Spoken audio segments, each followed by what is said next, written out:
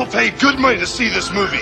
When they go out to a theater, they want cold sodas, hot popcorn, and no monsters in the projection booth. Everyone pretend podcasting isn't boring. Turn it off. Turn it off.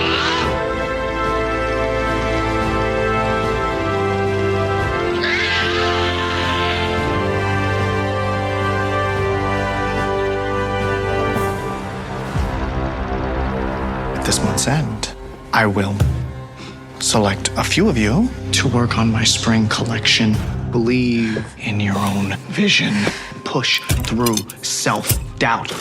I will not hesitate to let you go. I just want it to be perfect. I know you've been stressed lately, but I'm worried about you, Anne. I'm dealing with it. You can tell me anything. Don't! Did something happen? This is gonna sound crazy.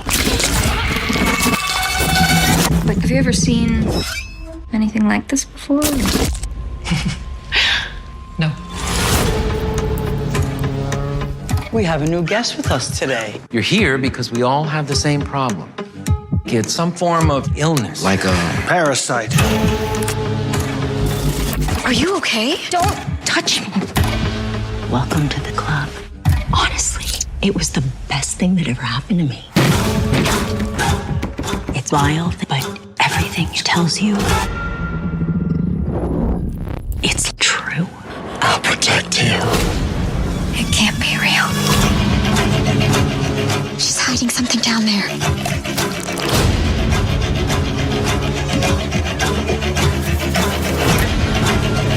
You can't get rid of me. So delicious.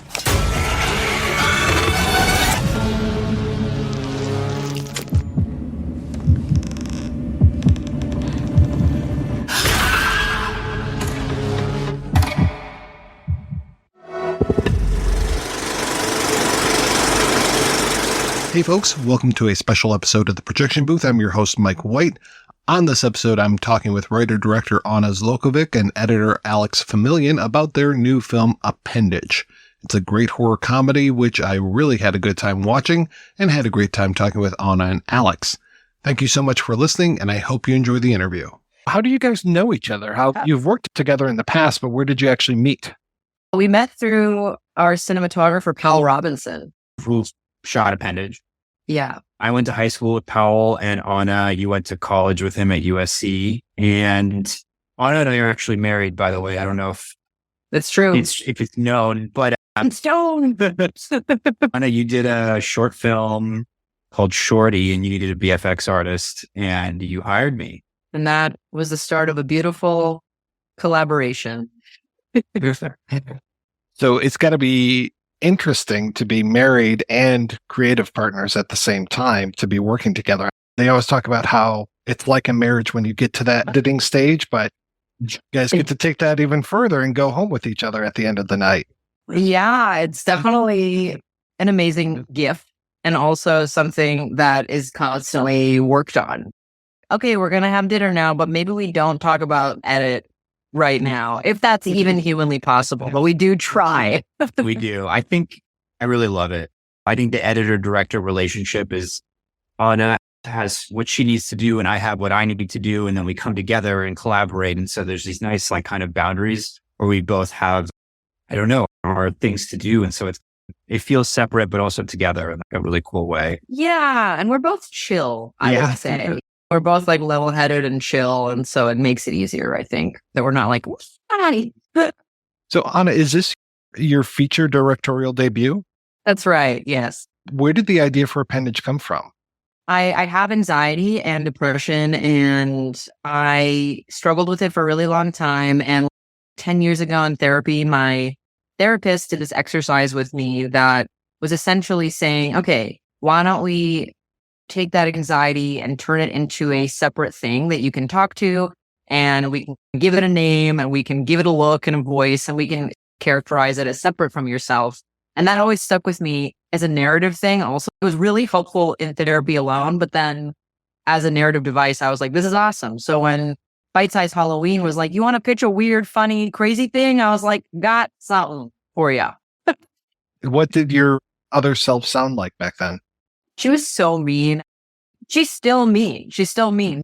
Now I take care of her very well, I would say. I've learned the tools. That little voice definitely is there with me all the time as well. So this really hit home. So glad to hear that. Yeah, we all have it, whether we want to admit it or not, I would say. Yeah, it's true. What about you, Alex? Do you have it? Oh, oh yeah.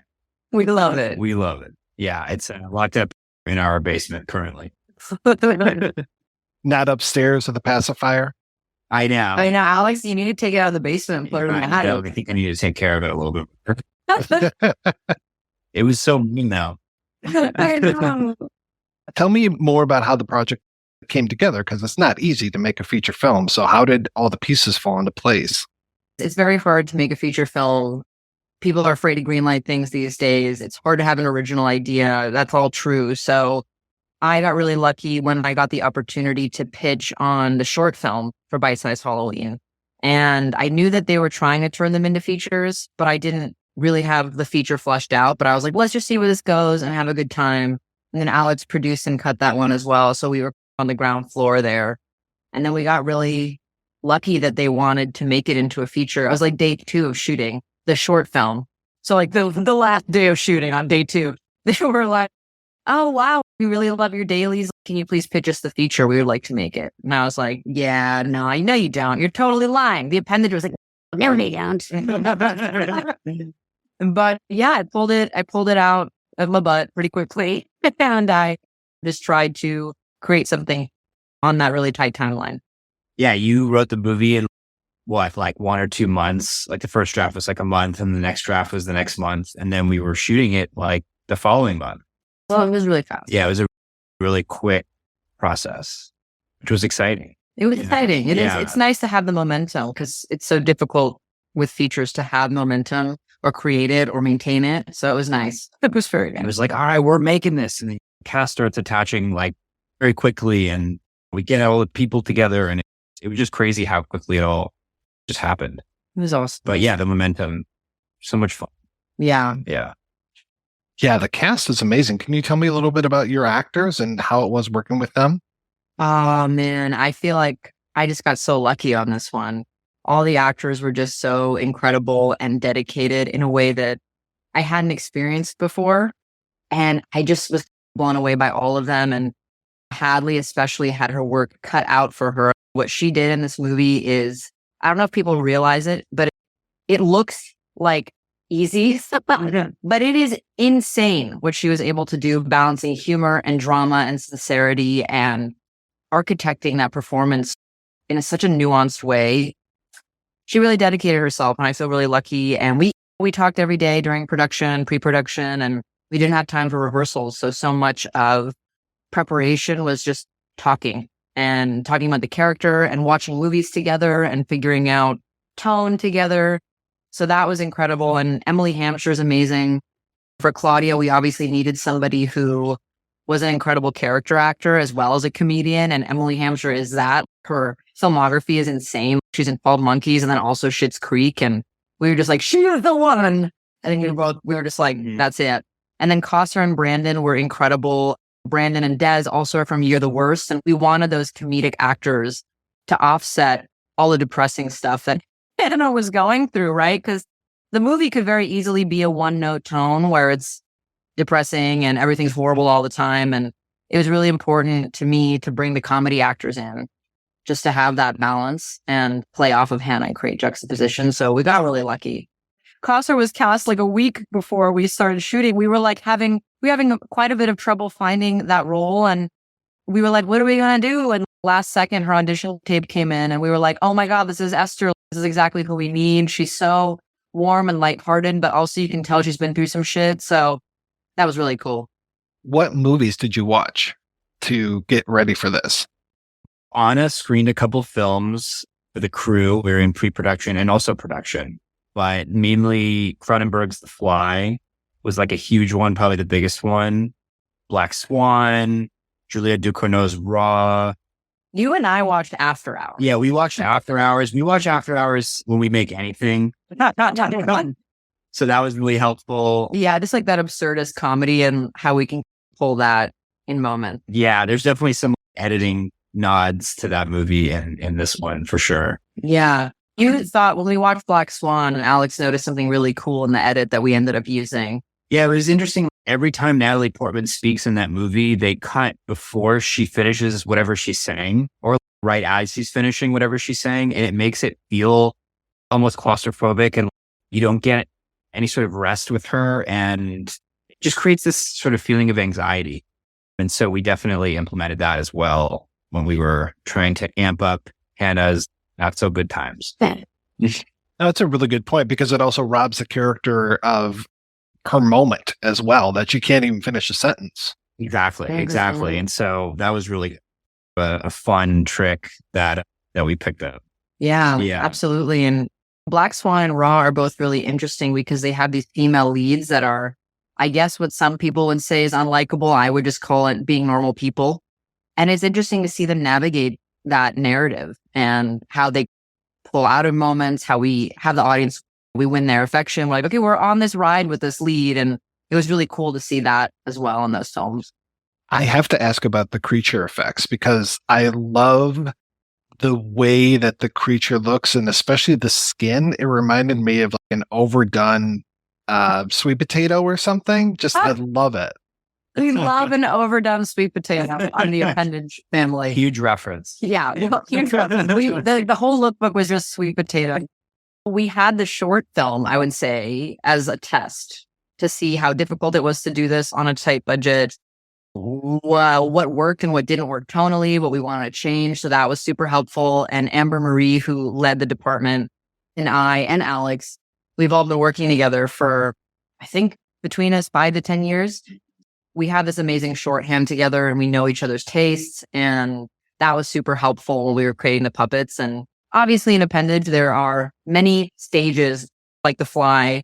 And so that was a really interesting challenge in pre-production. We made sure that the first chunk of money went to them as soon as humanly possible. And even then it wasn't enough time because it was incredibly ambitious. And so Amber was such a trooper in organizing all of that. And we were texting all the time and she 3D modeled the baby worm for me. And we went back and forth. And that's how we landed on that. And we looked at Kuatu from Total Recall and Belial from Basket Case. And so we were looking at all those references.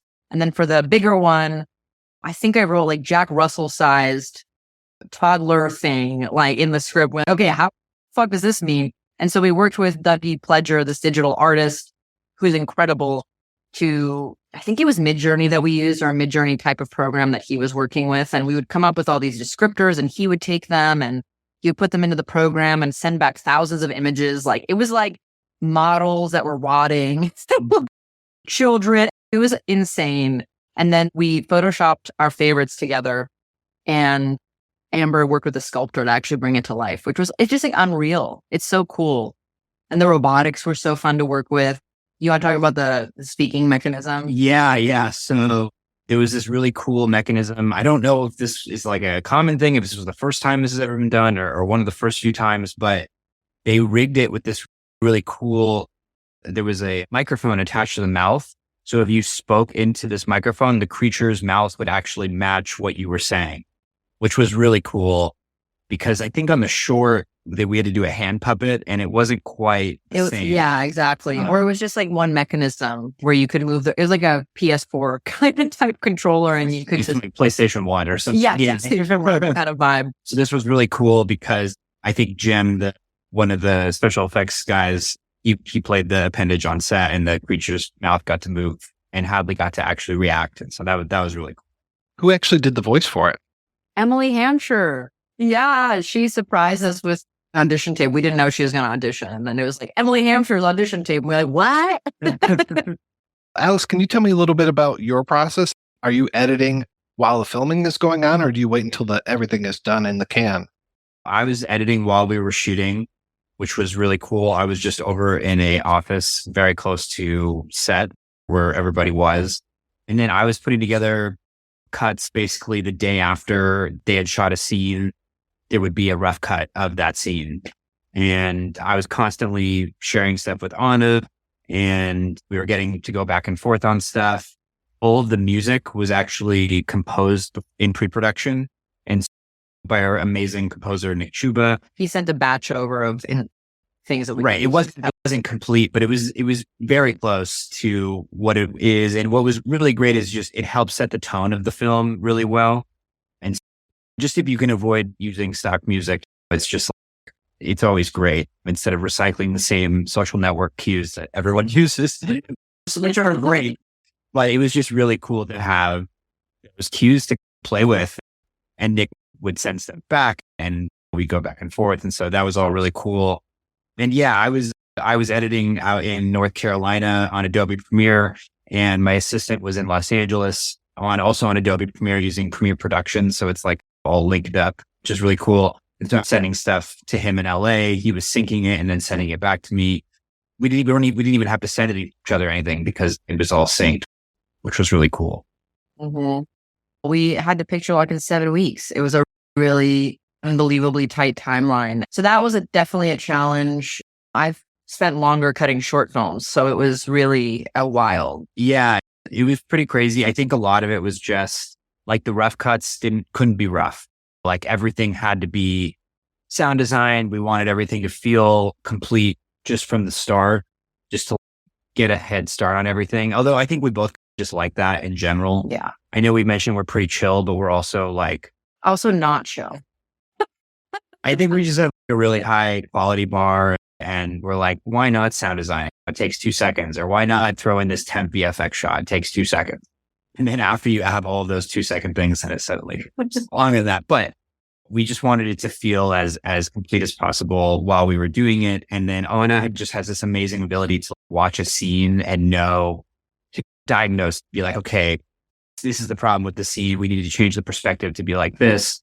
Just the appendage. She's so critical. Yeah, sorry. Anna's appendage directed this film. That's right. That would have been a funny add to the credit. Yeah. Yeah. Anna Zlokovic and her appendage. Yeah. I want to say to everyone's credit. To everyone's credit, yes. But yeah, I think we wouldn't have been able to get through the 7 weeks if Anna's appendage hadn't been as critical as she was in terms of getting this to be what it is in such a short timeline, which was a blast. It was really cool to just marathon it for 7 weeks. And then it was like, what do directors do with the 10-week cut?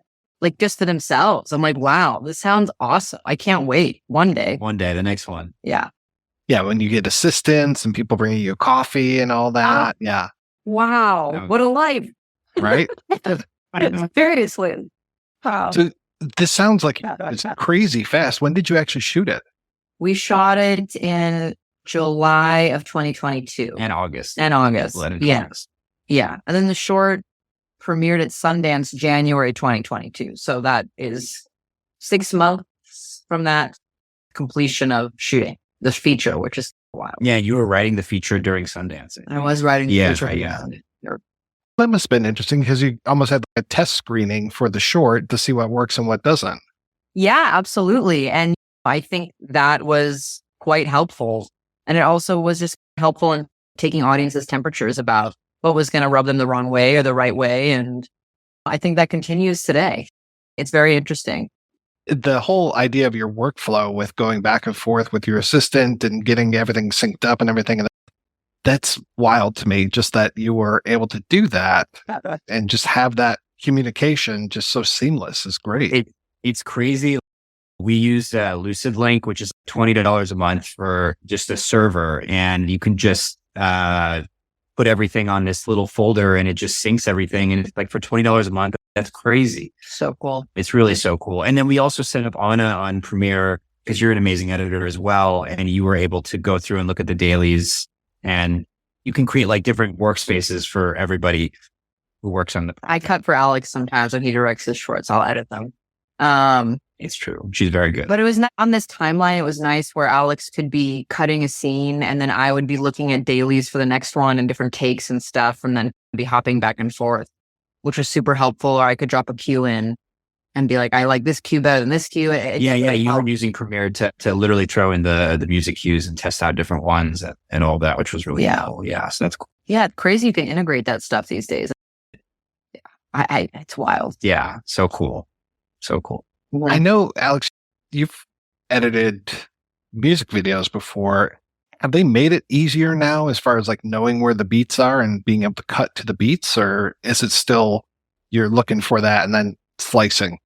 Probably. I always like to, maybe I'm more old school, but I like to feel it out instead of using any sort of automated thing. But I do sometimes, like, I'll listen and I'll make markers like on the beat or things like that. But I'm sure that they have stuff like that now.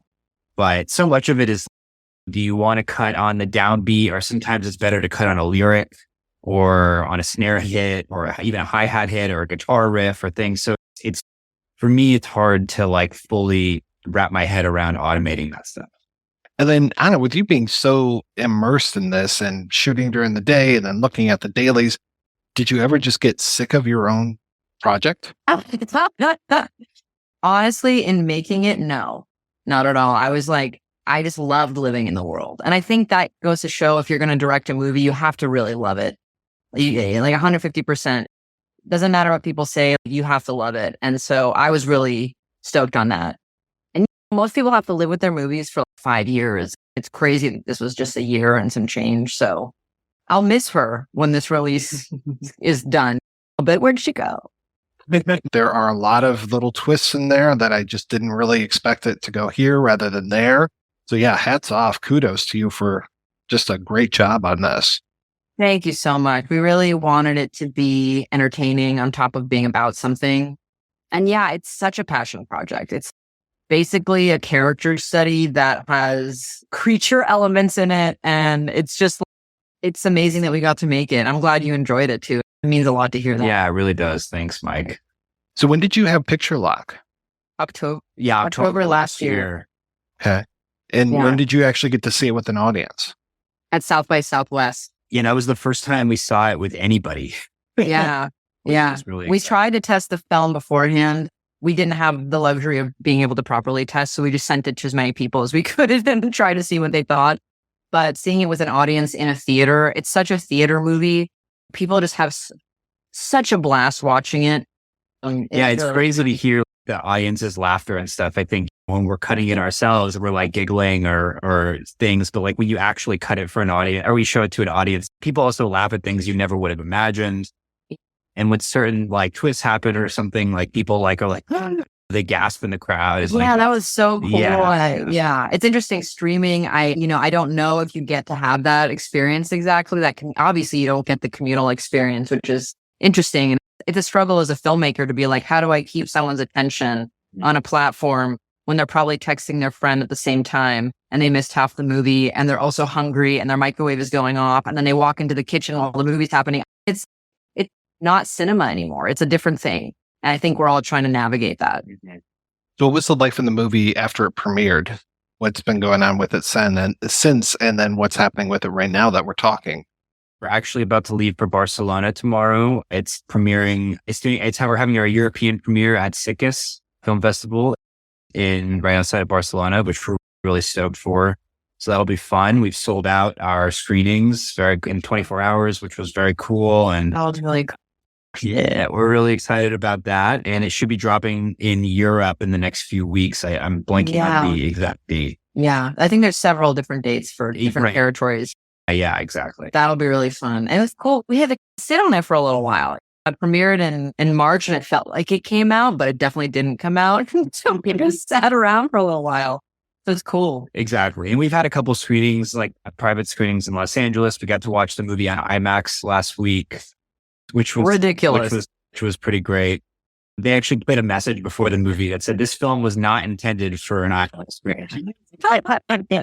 Which got a good laugh from the audience. Great.